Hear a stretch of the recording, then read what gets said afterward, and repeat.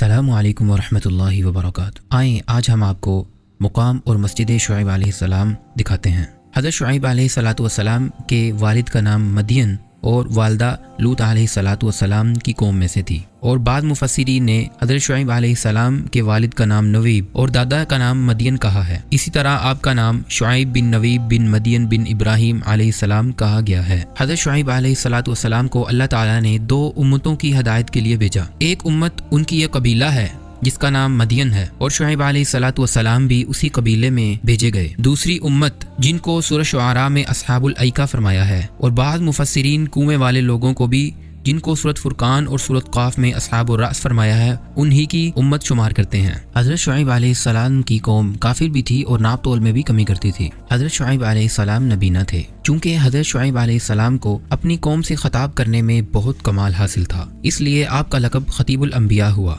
कुरान मजीद में 4 सूरतों के अंदर इनका जिक्र 11 मरतबा आया है। सूरत आराफ, सूरत हूद, सूरत शुआरा और सूरह अनकबूत। जब मूसा अलैहिस्सलाम मदियन गए तो उनकी मुलाकात शुआइब अलैहिस्सलाम से हुई, और वो 2 बहनें जिनका किस्सा सूरत कसस में है हज़रत शुआइब अलैहिस्सलाम की बेटियां थीं, जिनमें से एक का निकाह हज़रत मूसा से हुआ। हज़रत शुआइब अलैहिस्सलाम की कब्र मुबारक उर्दन के अंदर वादी शुएब में वाक़ है।